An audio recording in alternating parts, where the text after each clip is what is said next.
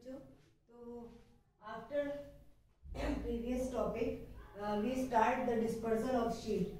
Previous topic में हम लोग ने रिप्रोडक्शन इन प्लांट पढ़ा था और उसके अलग अलग पोर्शन पे बताया गया था कि किसके थ्रू हमारा रिप्रोडक्शन हो सकता है, जिससे एक नया प्लांट या नई ब्रीड हम लोग जनरेट कर सकते हैं, किसी भी फ्रूट्स की, किसी भी क्रॉप्स की, किसी भी तरीके से, हर तरीके के प्लांट की हम अलग अलग क्रॉप डिफाइन कर सकते हैं कि एक के बाद एक हमको कैसे मिलेगा, कि कहीं ये खत्म तो नहीं हो जाएगा। ठीक है, तो ये हम लोग ने पढ़ा था। अब आता है कि डिस्पर्सल ऑफ शीट क्या होती है।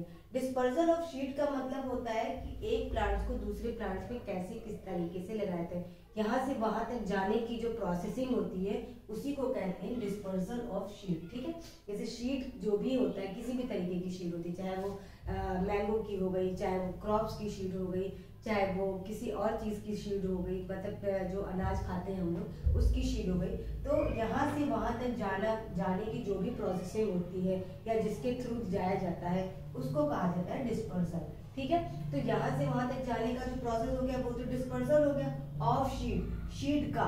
ठीक है, जाने का, शीट के यहाँ से वहां तक जाने का जो प्रोसेस होता है उसको कहते हैं डिस्पर्सल ऑफ शीट। मेरे ख्याल से ये चीज आपको समझ में आई होगी। अब देखते हैं कि कैसे होती है शीट की प्लांटेशन। ठीक है, तो शीट्स में क्या होता है, उसको मतलब भर की एक स्पेस एडिक्वेट मतलब भर की स्पेस उसको चाहिए होती है। ऐसा नहीं है कि किसी प्लांट को बढ़ने के लिए, जैसे मान लीजिए कोई प्लांट है, ठीक है, ये कोई ट्री है, ठीक है, आप बगल में ही आप कोई बगल में ही ट्री लगा देंगे और वो चाहेंगे कि आप जैसे वो डेवलप है, तो ऐसा नहीं होगा। ये देखिए यहाँ पे मैंने दिखाया, दिक्कत हो रही है ना।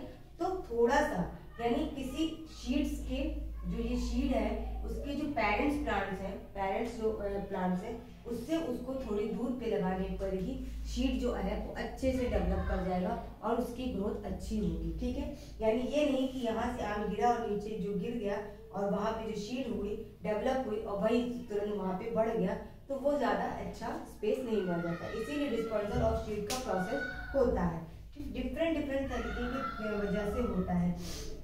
और इसमें इतनी स्पेस होनी चाहिए कि एक दूसरा जो शीट है वो अच्छे से बढ़िया एक ट्री जो है वो डेवलप कर सके। ठीक है, इसमें स्पेस मतलब भर की होनी चाहिए।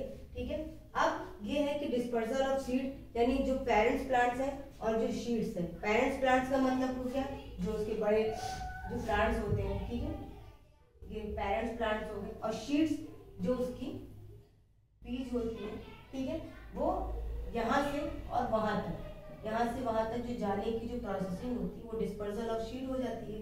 इसको तो मैंने आपको समझा दिया।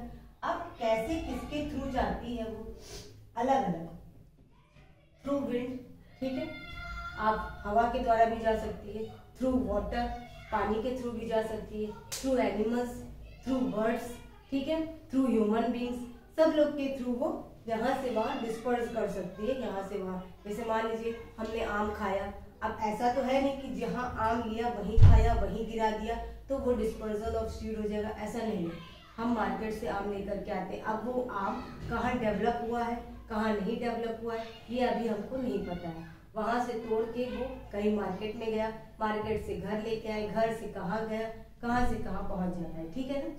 फिर और जो नर्सरी वगैरह वाले होते हैं वो उन शीट्स को क्या करते हैं, कलेक्ट कर लेते हैं, अलग अलग गमलों में लगा देते हैं और उसको एक छोटा प्लांटिंग का एक रूप दे देते हैं। जैसे कोई मान लीजिए लेने आया या उसको लगाने के लिए चाहिए कि हाँ हमें एक बल्क अमाउंट में चाहिए, तो वो लेके गया, उसके पास काफी एरिया है लगाने के लिए, तो उसने ऐसा नहीं लगाया कि हाँ भाई एक हमने ये एक बल्क एरिया है, एक यहाँ एक यहाँ एक यहाँ एक यहाँ एक ऐसे ऐसे करके उसने नहीं लगाया। ठीक है ना, ऐसे ऐसे उसको नहीं लगाना, उसको एडिक्वेट मतलब भर की स्पेस देनी होती है कोई भी प्लांट लगाने के लिए, कोई भी प्लांट, ठीक है, उसको इतना जगह मिलना चाहिए कि जिससे वो अच्छे से ग्रो कर सके। ठीक है ना।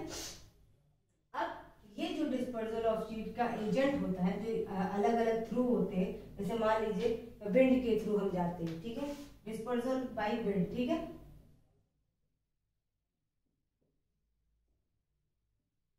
बाय विंड, ठीक है,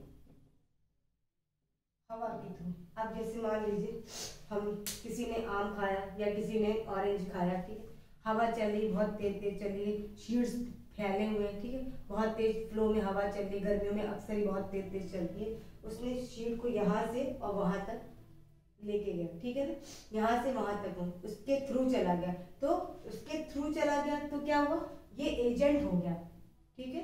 क्या होगा, जैसे मान लीजिए क्या होता है कि जब हम कोई चीज, हमारे पास कोई कुरियर आता है, तो कुरियर जहां से आ रहा है हमारे पास पहुंचने का, तो जो रास्ते में जो भी कन्वे होता है, जो भी पड़ते हैं, जहां से जहां तक आता है, जो भी उसको पार्सल को इधर से उधर कैरी कराता है, वो क्या हो जाता है, वो क्या हो जाता है, एजेंट हो जाता है कि वो यहाँ से लेके यहाँ तक हमको जा रहा है देने के लिए, तो वो एजेंट हो जाता है। तो यहाँ पर शीट का जो डिस्पर्जन हो रहा है वो विंड के थ्रू हो रहा है, तो यहाँ पे विंड क्या हो जाएगा, उसका एजेंट हो जाएगा। सेम थिंग है, अगर वाटर होगा, मान लीजिए वाटर है, कोई वाटर है यहाँ पे, वहां पे विंड शीट रखी है, फ्लो हो गया, पानी फैल गया, या मान लीजिए जिस एरिया में शीट बहुत ज्यादा गिर गई है अचानक से, ठीक है, बारिश हो रही है, तो बारिश के थ्रू फ्लो होने लगता है, पानी बहने लगता है, तो उसके थ्रू यहाँ से वहां तक ले जाना, यानी इस पोर्शन से और इस पोर्शन पे पहुंचना, इस पॉइंट से इस पॉइंट तक, पॉइंट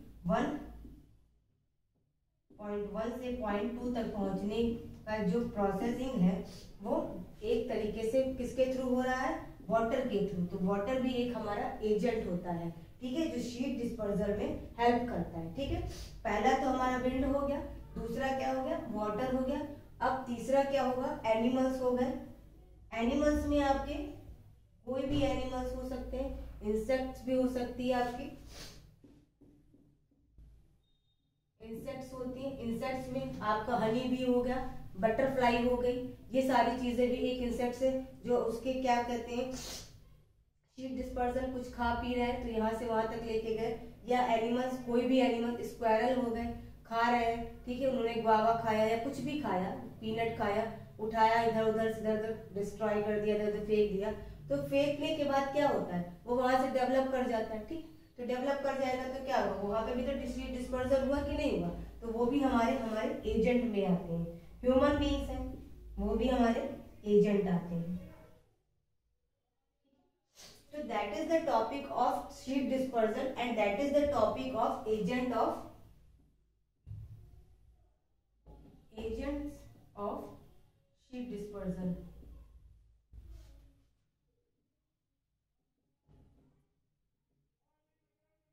आई थिंक आपको ये टॉपिक अच्छे से समझ में आ गया होगा।